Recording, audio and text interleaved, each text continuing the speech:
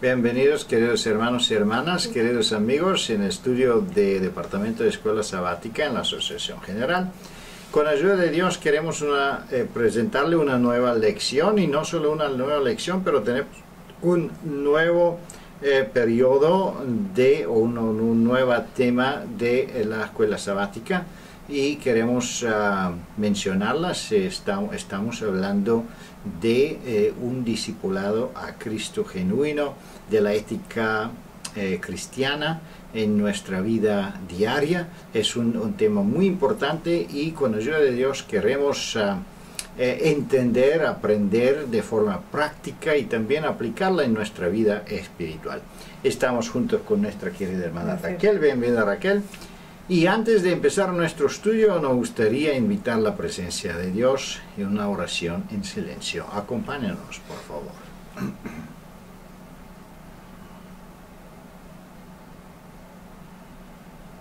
Amén.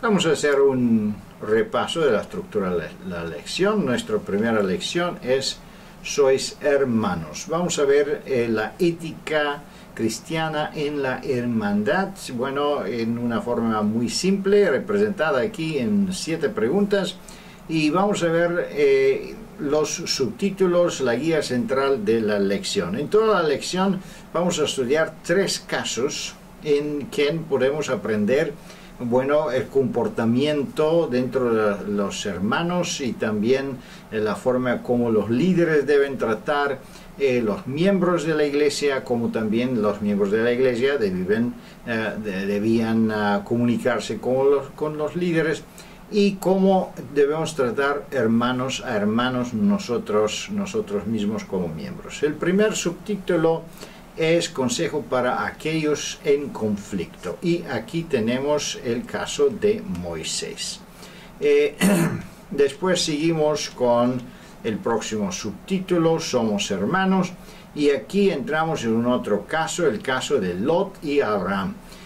Ambos casos son muy ricos de historia, de contenido, de lección, de sabiduría, y ojalá no nos sobrepasamos el tiempo hablando de todos esos ejemplos. Después entramos en el otro subtítulo, hermanos, acusadores y perdón, y aquí escalando prácticamente llegamos a la historia de Esteban, y vamos a ver cómo él, bueno, confrontó una situación muy severa, muy terrible, porque sabemos que él terminó como un mártir, apedreado por sus propios hermanos. Cómo reaccionar en esos casos, cómo enfrentar conflictos dentro de la iglesia, fuera de la iglesia, dentro de nuestra familia, todo eso vamos a aprenderlo en esa lección con la ayuda de Dios. Y es muy importante, como yo dije ya en el principio, ponerlo en práctica en nuestra vida espiritual. Vamos a considerar cada pregunta por separado. Digamos la pregunta número 1. Aunque Moisés tuvo acceso a la corte real y fue reconocido como el hijo de la hija del faraón, ¿a quienes consideró como sus hermanos? ¿Y por qué? También podemos añadir en esta pregunta, porque sabemos que Moisés fue reconocido como hijo de la hija del faraón, como un príncipe, y posiblemente fue uno de los generales importantes del ejército egipcio. Sin embargo, ¿qué aprendemos o qué entendemos nosotros por los informes bíblicos en consideración de él? Es interesante considerar que en esta lección vamos a analizar diferentes personajes bíblicos que fueron un ejemplo de lo que se denomina auténtica fraternidad o auténtico sentido de la declaración bíblica, sois hermanos. Y en este caso específico, uno de los primeros que tenemos en la lección es el caso de Moisés. Su propia vida es muy peculiar por lo que a identidad se refiere. Sabemos que nació como esclavo, tuvo el privilegio por la intervención divina que su madre biológica lo criara hasta una cierta edad. Después tuvo que ser transferido a la madre adoptiva egipcia y a otro nivel de la sociedad y de la cultura y la religión completamente adverso a los valores y principios que su madre le había enseñado inicialmente y en el modo en que él había sido criado.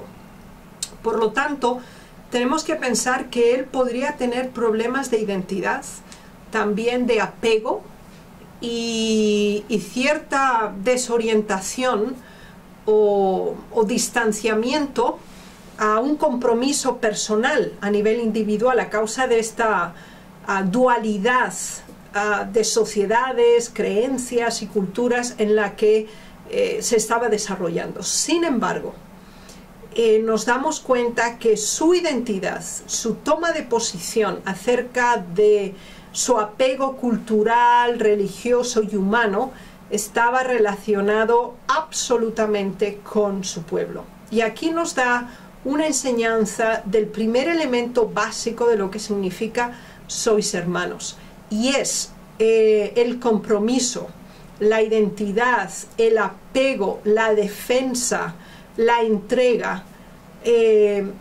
Aquellos que conforman los mismos valores, los mismos principios, aunque no implique ningún beneficio, sino todo lo contrario.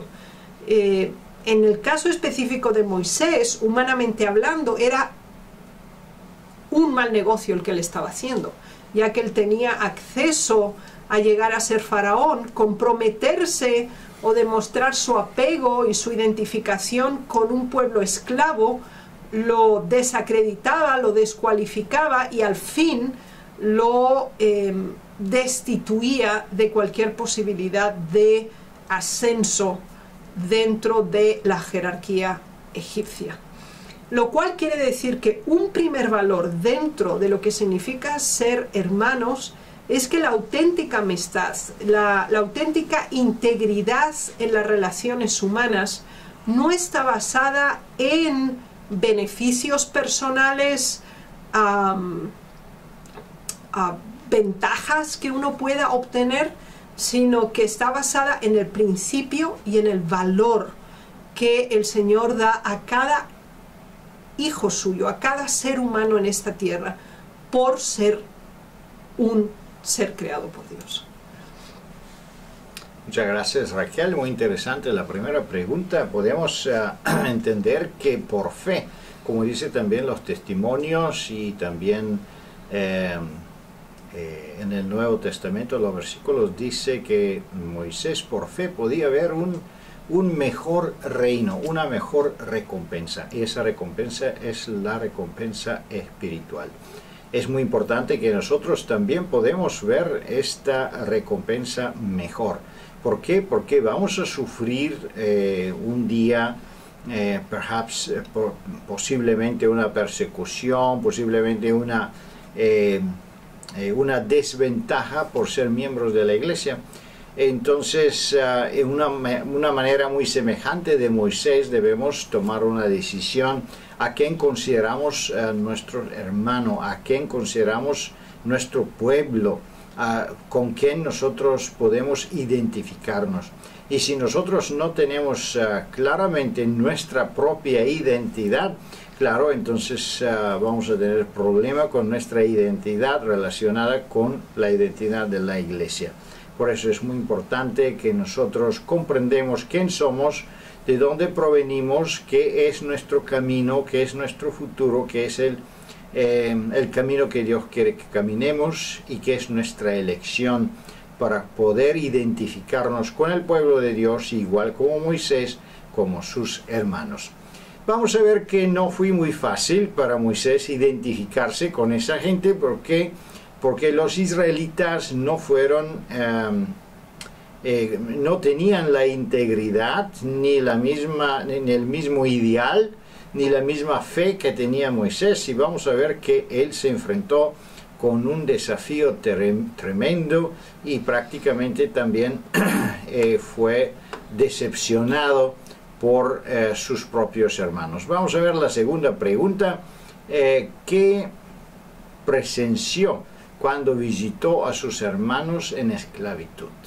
¿Qué podía ver Moisés y qué es que le angustió, qué es que lo enojó en esta visita que él hizo visitando a sus hermanos? Bueno, en una ocasión previa, un capataz egipcio estaba golpeando a un esclavo hebreo. Moisés intervino y murió el capataz egipcio y su cuerpo fue oculto.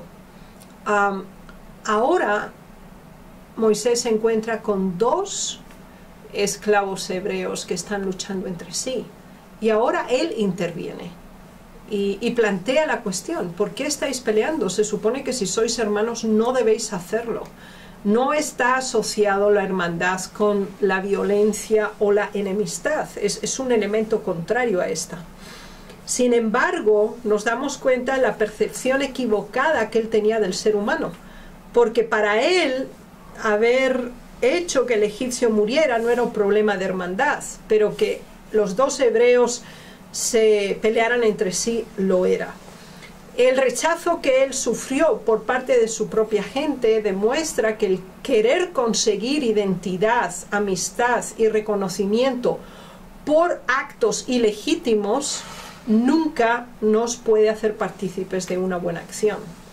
Así que ese no es el camino, ganarse la amistad de uno perjudicando al otro.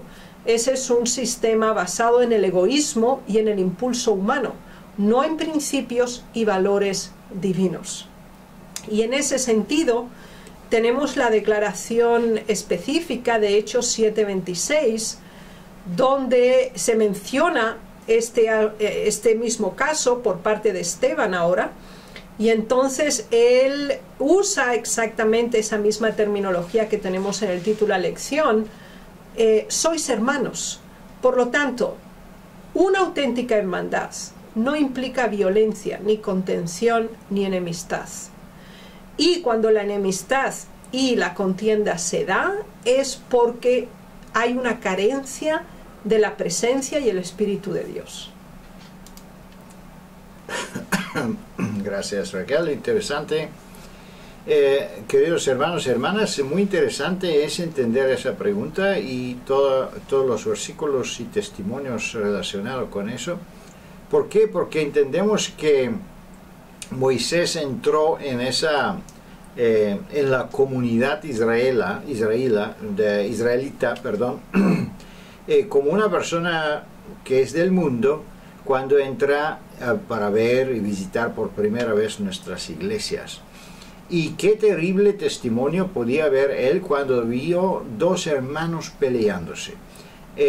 Y como él tenía una imagen idealista, él idealizaba mucho el pueblo de Dios, porque él lo tenía contado por su madre y bueno, sabía la imagen y el propósito grande del pueblo de Dios.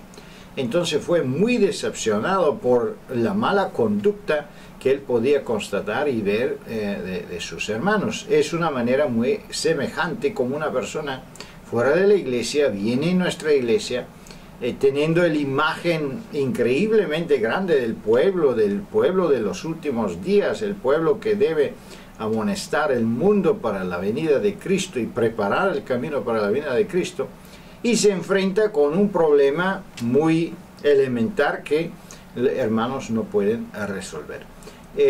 Podemos ver que este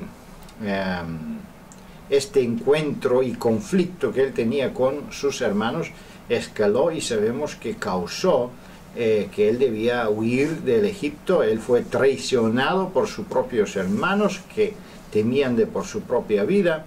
Entonces, ¿qué sucede, hermanos? Es que él se decepcionó tanto de su propio pueblo que cuando Dios lo visitó y quería que él dirige el pueblo de Dios a la nueva tierra, a la tierra prometida, Moisés rechazó esta oferta 7 veces. Bueno, vamos a ver más adelante nuestra lección y qué podemos aprender de eso. La pregunta 3. ¿Cuál fue su motivo para hablar de esta manera? ¿Y qué esperó lograr con decirles soy hermanos? ¿Qué quería decir Moisés y qué imagen idealístico tenía él de una hermandad dirigida por Dios? Consideremos la declaración de Esteban en el proceso de comentar este mismo hecho, cuando vemos dos versiones de la misma escena.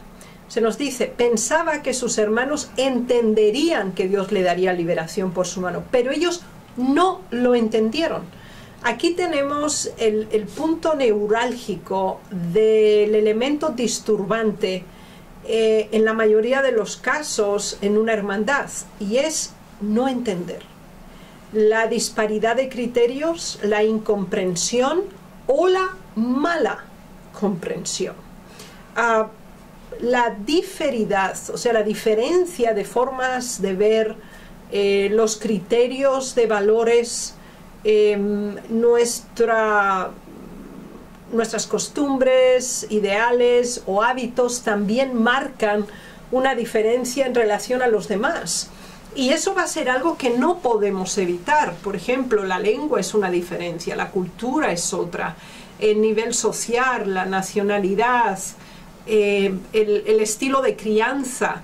Todos estos son elementos que nos vienen dados sobre lo que en la mayoría de los casos no tenemos una influencia mayor. Sin embargo, la forma de neutralizar y eliminar lo que se nos ha dado que dificulta una relación fraternal, que promueve amargura, enojo, ira, gritería, maledicencia y malicia, debe ser sustituido por la benignidad, que es la actitud hacia el bien, la preeminencia del bien en la vida, de unos hacia los otros, buscar el bien, facilitar que el bien se desarrolle y se cumpla. El acto de ser misericordiosos, pacientes, tolerantes, la disponibilidad al perdón, a darlo y a recibirlo. Y esto se relaciona directamente con una experiencia con Dios, es decir, nuestra proximidad al ser humano en un espíritu afable y de acuerdo a los valores divinos se fundamenta en la percepción y la relación que mantenemos con Dios. Porque nuestro nivel de tolerancia, perdón o misericordia está graduado de acuerdo a nuestra comprensión del perdón, la tolerancia y la misericordia recibida por Dios. Así que, aunque no se comprenda la auténtica hermandad como Dios la ve en este mundo, o en ciertas ocasiones en la iglesia, o incluso en el círculo más cerrado del hogar o de la familia, esto no debe cambiar los valores, sino que debe premiar la benignidad, la misericordia y el perdón. Estos tres valores básicos que tienen que ver con nuestra comprensión, con nuestra acción y con nuestra relación con los demás, sintetizan también la calidad de nuestra relación con Dios. Muchas gracias. Esa pregunta es importante. Debemos entender el problema de ese desafío, ese desacuerdo que Moisés tenía con sus hermanos. Entendemos en el testimonio relacionado con esa pregunta, dice: Moisés había supuesto que su educación en la sabiduría del Egipto le habilitaba plenamente para sacar a Israel de la servidumbre. Él quería que es capaz para liderar y liberar su pueblo. Sin embargo, entendemos que los israelitas no querían que él es el líder y lo dijeron: ¿quién te hizo líder sobre nosotros? Eso sucede muchas veces, es un tipo de malentendido, y especialmente miembros de la iglesia o gente capacitada, ellos pueden enfrentar un problema semejante. Muchas veces hay luchas para la responsabilidad. Hay gente que quiere tener responsabilidades y por lo tanto intentan de evitar que otros lo eligen y intentan malograr o pelear con otros que pueden posiblemente tomar el lugar deseado. En este caso Moisés fue, vamos a decir, betrayed, ¿cómo se llamaba? Traicionado. Traicionado, gracias. Fue traicionado y debía abandonar el país. Vamos a seguir adelante y ver la próxima pregunta. Vamos a entrar en una otra situación, en algunos puntos semejantes. Es la situación de Lot y Abraham. Cuando los pastores de Lot y Abraham entraron en conflicto, ¿qué dijo Abraham a su sobrino? Bueno, aquí deberíamos considerar un poco los precedentes, de manera que nos podamos centrar mejor en la historia. Nosotros sabemos que cuando Abraham salió de Ur de los Caldeos, también salió con él Lot. Pero cuando se fueron de Harán, donde había muerto su padre y donde quedó su hermano, Lot continuó con ellos, con Sara y él. Ahora, ya en la tierra de Canaán, él creció y bajo la administración de Abraham llegó a ser un hombre muy, muy rico. Y ahora encontramos un elemento que siempre perturba una fraternidad basada en los buenos principios, y es la supremacía. Había una lucha de poder, de control, entre los pastores de Lot y los de Abraham, por los pastos y por las aguas. Y esto había escalado hasta un punto de tensión y de conflicto que ya no quedaba solo en el círculo de los trabajadores, sino que había llegado también a una situación de tensión entre ambas familias. Ahora era importante intervenir. Y esto es significativo porque a veces dejamos que un problema, una dificultad llegue hasta un nivel en que se sale de control y las consecuencias pueden ser, bueno, pues catastróficas también. En este caso, Abraham toma acción y decide mantener una conversación con Lot. Y lo primero que hace es presentar el problema en una forma abierta, honesta y sintética. Veámoslo como lo dice, no hay ahora altercado entre nosotros dos, entre mis pastores y los tuyos. Fíjense que es interesante, en ningún momento hay descalificaciones o acusaciones personales, simplemente una presentación objetiva de los hechos y de la situación, que era conocida para ambos. ¿Y por qué razón debía evitarse esta situación en la que se encontraban? Bueno, porque había un valor superior a ello. Somos hermanos. Una vez más, la relación con el título de nuestra lección. Si hay una auténtica hermandad, no debe perseverarse, alimentarse o aumentarse los conflictos. Ahora, ¿cómo resolver conflictos que surgen directamente de nosotros o conflictos en los que somos de alguna manera insertados o comprometidos? Bien, Colosenses 3, 12 y 13 nos da el lineamiento o la adquisición de valores que nos facilita que primero estas enemistades no se den o tengamos los elementos en nuestras manos necesarios para resolverlos. 1. Vestíos como escogidos de Dios. La madurez espiritual en Dios es un elemento fundamental. ¿Por qué? Porque esto trae consigo la misericordia, la benignidad, la humildad, la mansedumbre, la paciencia, la tolerancia, el perdón y la cesación de hablar mal uno de otros. Todos estos elementos vistos en su opuesto promueven contienda. Vistos en su aspecto positivo, previenen y eliminan la contienda. Así que el Señor nos ayude a entender que en el momento en que se produce una contienda es porque hay un espíritu maligno en alguna de las partes o en ambas partes que está no consagrado. Una parte de nuestro carácter o nuestra actitud que no está en armonía con los principios del cielo. Y esto debe ser un elemento de reflexión para nosotros importante, ya que nuestras relaciones humanas y nuestras actitudes personales nos permiten conocernos. Muchas gracias, Raquel. Una pregunta muy interesante. Lot y Abraham. Sabemos que la historia es muy rica de enseñanzas y sabidurías. También entendemos que sí, en el caso de Moisés, el asunto fue del liderazgo y que el pueblo israelita no estaba preparado a tener un líder. Aquí tenemos un otro asunto, un otro problema territorial.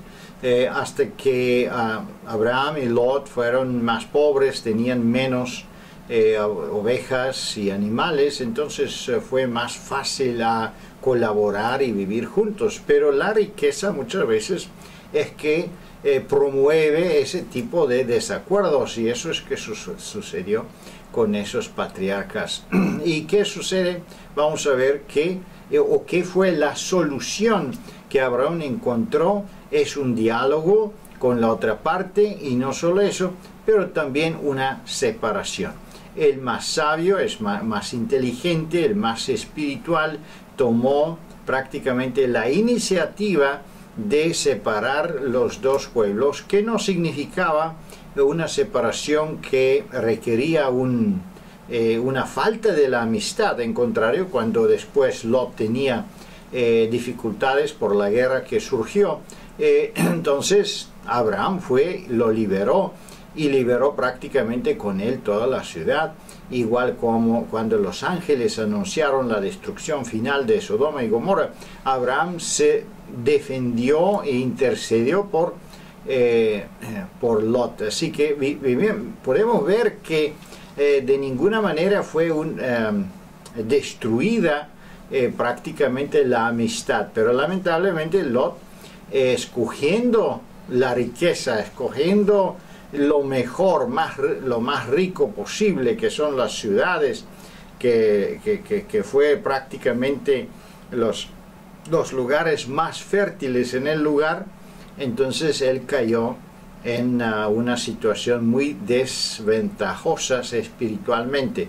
Y en eso debemos nosotros cuidarnos cuando estamos en desacuerdo con nuestros hermanos. ¿Por qué somos en desacuerdo? Es porque buscamos una mejor posición en el mundo, una mejor posición financiera, económica. Es muy importante entender eso para no sufrir una desventaja espiritual como sufrió Lot, por ejemplo. Seguimos más adelante y vamos a ver la próxima pregunta. Y también entramos en otra historia. Cuando fue cuestionado cómo apeló el diácono Esteban a sus oyentes, quienes se convirtieron a sus acusadores, y qué principio divino dio Jesús, demostrando cómo deberíamos actuar en tales circunstancias. Bueno, tenemos un otro caso, podemos hacer, estamos escalando de Moisés a Lot, de Abraham, y ahora llegamos a Esteban, y qué terrible fue su destino, y qué sucedió con él, Raquel. Nos damos cuenta que él enfatizó en su discurso final, antes de ser apedreado, el valor del ser humano, la dignidad del ser humano y la fraternidad humana. Y por eso en su introducción él usa dos apelativos importantes. Él habla de hermanos y padres, que son los niveles de filiación en una familia más cercanos. Todos nosotros pertenecemos a la familia humana, cuyo creador y sustentador es Dios mismo, y de Él recibimos nosotros la vida y la existencia. En el momento en que olvidamos nuestro nivel de igualdad, nuestro nivel de pertenencia y de dependencia, y pasamos a un nivel de superioridad y de opresión de otros, es un momento en el cual estamos suprimiendo los valores bíblicos fundamentales en una auténtica fraternidad.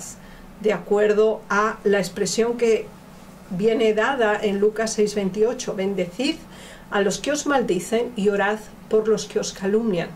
La práctica del Evangelio y los principios del cielo nunca son dependientes del resultado, sino que actúan por principio. Se hace el bien aunque se reciba el mal. Se devuelve el bien aunque se haya recibido el mal. Y por esa razón la preeminencia del bien puede vencer el mal. Por eso encontramos estos opuestos, bendecir y maldecir, orar y calumniar. Estos elementos contrarios entre sí forman parte de la práctica diaria del ser humano. Está en nosotros decidir qué valores vamos a hacer nuestros, qué principios y definiciones de nuestras relaciones humanas están siendo prescritas bíblicamente y aceptadas como tal. Muchas gracias. Tenemos un caso muy especial, tenemos una enemistad terrible, y si el primer conflicto fue por el liderazgo y el segundo por territorial, aquí tenemos un conflicto religioso, un conflicto que tiene su fundamento en la diferencia de comprensión, falta de tolerancia. Imagínense que los fariseos no entendían, estaban contra de la doctrina cristiana. Sin embargo, no solo que ellos combatían retóricamente, que fue algo normal a hacerlo, pero ellos empezaron a combatir físicamente usando el poder civil que ellos tenían dado por los romanos. Entonces ellos andaban casa por casa o lugar por lugar y ciudad por ciudad, y entonces entregaban los cristianos a los romanos para que ellos fueran castigados. De una manera semejante, como estudiamos algunas lecciones sabáticas antiguas, entonces en el tiempo de la guerra nuestra iglesia fue también entregada al gobierno. ¿Por qué? Porque, bueno, nuestros hermanos tenían miedo ser reconocidos o ser identificados como parte de nuestra fe. Entonces entendemos que esos son conflictos fundamentales, y debemos siempre entendernos, recordarnos de esos ejemplos y guardar nuestra posición a no llegar a una escalación tan grande en un conflicto en que podemos perder nosotros el control, y entonces también podemos perder las fronteras éticas, las fronteras cristianas, y podemos llegar hasta el territorio del enemigo usando méritos terribles para defender una posición que nosotros creemos que es la correcta. Vamos a seguir adelante y a ver cómo escaló este asunto religioso. Esteban intentaba de mantener su postura y su forma más calmada y más cristiana posible, pero él también no escondió o no le mintió relacionado de la verdad. Él le dijo y comunicó toda la verdad como es. Y claro, eso hizo que escaló mucho la relación o el conflicto con los judíos. Y vamos a ver la próxima pregunta. Sin embargo, cuando se enojaron tanto que se prepararon para ejecutarle, ¿cuáles fueron las palabras finales de Esteban antes de que su vida terminase? Bueno, vamos a ver cómo reaccionó Esteban en esas circunstancias tan terribles cuando su vida estaba en el juego. Es interesante comprobar algo muy significativo. La muerte de Esteban por apedreamiento marcaba un hito profético. Era la conclusión de los 490 años, de la primera sección de las 2300 tardes y mañanas, y la terminación de la gracia como pueblo escogido de Dios, Israel. Y se cierra ese periodo justamente en el año 34 con la muerte de Esteban. Es significativo el hecho que en el año 31 ellos rechazan a Jesús y lo llevan a la muerte. En el año 34 a Esteban. Y esos dos elementos memoriales significan algo muy importante. Cuando nosotros perdemos nuestra conexión de Dios, perdemos todo elemento humano, generoso, bondadoso, de piedad o de misericordia hacia los demás. Nos deshumanizamos en la medida en que nos alejamos de Dios. Ahora, eso no significa que nosotros que podamos sufrir persecución como está profetizado, también nos deshumanicemos, puesto que aquí vemos la relación contraria. Cuando el Señor Jesús fue llevado a la muerte, Él declaró: Padre, perdónalos, porque no saben lo que hacen. Es interesante ver que cuando una persona practica el mal, es el mayor nivel de ignorancia que puede tener. ¿Por qué razón? Porque el único que se destruye en primer grado es el mismo que actúa y hace el mal. Y por eso es el mayor nivel de ignorancia, porque se perjudica en una manera enorme. Esa es la razón por la cual el Señor Jesús declaró este principio: Padre, perdónales, no saben lo que están haciendo. Estaban sellando la sentencia de su propia vida y posteriores generaciones. Ahora, Esteban, en una declaración muy similar a la del Señor Jesús, él dijo: no les tomes en cuenta este pecado. De nuevo, los exculpa por la ignorancia. La ignorancia por la práctica del bien. La ignorancia por no querer reconocer lo que es la verdad. Y por el rechazo abierto del bien y la aceptación completa del mal. Es el mayor perjuicio que un ser humano puede hacerse a sí mismo. Y entonces se convierte en el peor enemigo de su semejante. Quiera el Señor librarnos de este tipo de comportamiento, porque el alejamiento de Dios promueve en nosotros el mal, el odio y la enemistad en la misma proporción ante nuestro semejante.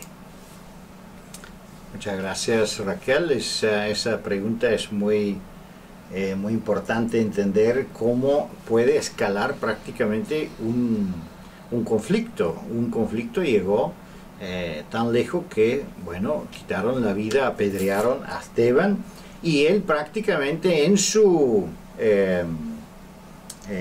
performance, en su práctica y en su forma de, en su exposición, en su exposición él mencionó que eso ha sucedido en el pasado también, que los profetas de Israel, muchos de ellos fueron también, enfrentaron la muerte de mártires. ¿Por qué? Porque el pueblo le odiaba, el pueblo no podía escuchar, no podía tolerar una amonestación.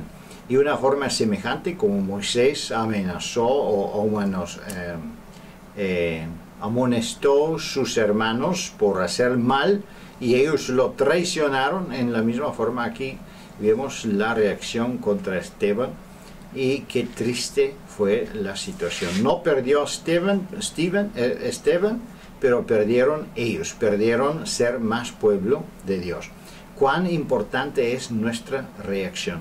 Pero Esteban prácticamente reaccionó de una forma maravillosa, como él prácticamente reflejó totalmente el carácter de Cristo en este momento de crisis.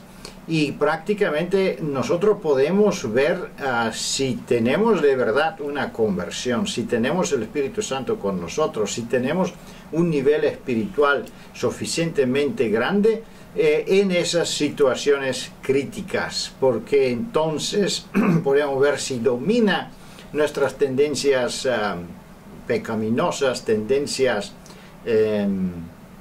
carnales, o dominan las tendencias espirituales dirigidas por el Espíritu Santo. Seguimos más adelante y vamos a ver que no solo Esteban dejó un tremendo ejemplo para todos nosotros, cómo podemos ser parte de este pueblo y reflejar el carácter de Cristo perfectamente, pero también deja mucho de pensar y considerar de nuestra relación con Dios, relación con nuestros hermanos. Vamos a ver la pregunta número 7. ¿Debería haber contienda entre los hermanos? ¿Podemos vencer nosotros todas esas debilidades? ¿Podemos vencer todos los intentos del diablo a destruir la unidad en la iglesia? En el ejemplo de Esteban podemos ver que sí, con ayuda de Dios y bajo la dirección del Espíritu Santo, la victoria está asegurada. Vamos a ver qué dice esta pregunta. ¿Debería haber contienda entre los hermanos? ¿Qué podemos contestar? Enfáticamente no debería, pero lamentablemente sí hay. Ahora, la pregunta es, si hay una contienda, ¿por qué se da? Los versículos que tenemos asociados con esta pregunta nos lo explican. Analicemos primero Santiago. Dice que son celos amargos, jactancia, mentira, perversión, difamación, maldición, pagar mal por mal. Todos estos elementos que son el resultado del egoísmo, el orgullo y la supremacía personal son los que promueven una contención, un enfrentamiento. Lo cual, ¿qué quiere decir? Que cuando hay una contención es que una o ambas partes están tomando una actitud contraria a los principios de la verdad. Algunos de los elementos mencionados en estas 3 citas están tomando el control de la situación. Ahora el Señor nos da la respuesta y nos habla de que nuestras palabras sean verdaderas, que nuestras declaraciones sean de bendición, que estemos dispuestos a tener tolerancia y seamos ayudadores de los demás, que estemos dispuestos a devolver bien por mal y estemos dispuestos a ser partícipes de las bendiciones de Dios nosotros mismos y por extensión de los demás. El elemento humano es básico en la actitud de dominio entre el bien y el mal. Obviamente nuestra tendencia natural es a la contención, a la jactancia, a la envidia, a los celos, pero a través del conocimiento de la verdad, Dios nos ha dado otra perspectiva, otra opción, otro sentido de la responsabilidad y de la dependencia entre nosotros. Y aquí, hoy y ahora, tenemos que vivir en hermandad como lo haremos en el cielo. Por lo tanto, tenemos que pedirle a Dios, como resultado del estudio de esta lección, que si alguno de estos elementos que producen contención se demuestran en nuestro carácter, que Dios nos ayude a superarlos, a sustituirlos por el fruto del Espíritu, y para que sea la verdad, el bien supremo en nuestra relación con Dios y nuestros semejantes.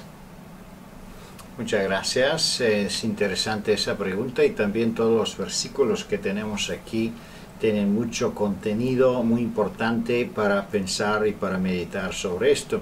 En primero de Pedro, por ejemplo, decía no devolviendo mal por mal. Eso es prácticamente también la predicación de nuestro Señor Jesucristo en Mateo capítulo 5 y 6.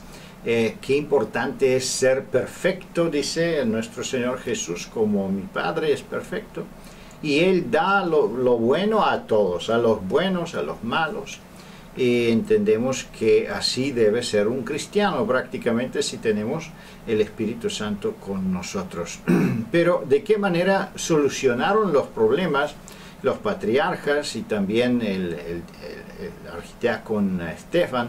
Ellos no respondieron a mal con mal.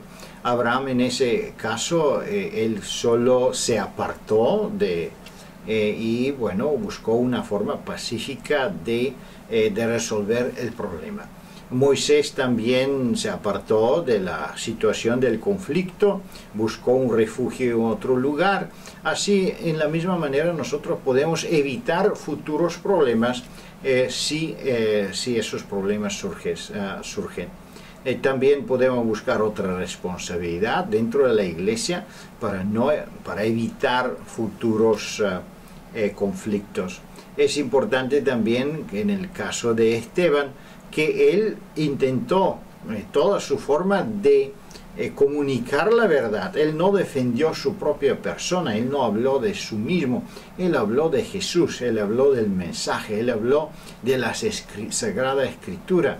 Y eso es que nosotros siempre debemos hacer, no personificar los problemas del conflicto, pero siempre buscar la solución en la Sagrada Escritura, buscar la forma de presentar la verdad, porque en la verdad es la libertad, en la verdad es la fuerza y en la verdad es la unidad. Si alguien no acepta la verdad, la palabra bíblica, entonces esa persona obviamente tiene un otro espíritu y la separación prácticamente no es una separación de nosotros o de mi persona, pero es una separación del Espíritu de Cristo, una separación del reino celestial. Dios lo bendiga, queridos hermanos y hermanas, disfrutan esa lección y con ayuda de Dios nos vemos durante la próxima semana. Amén.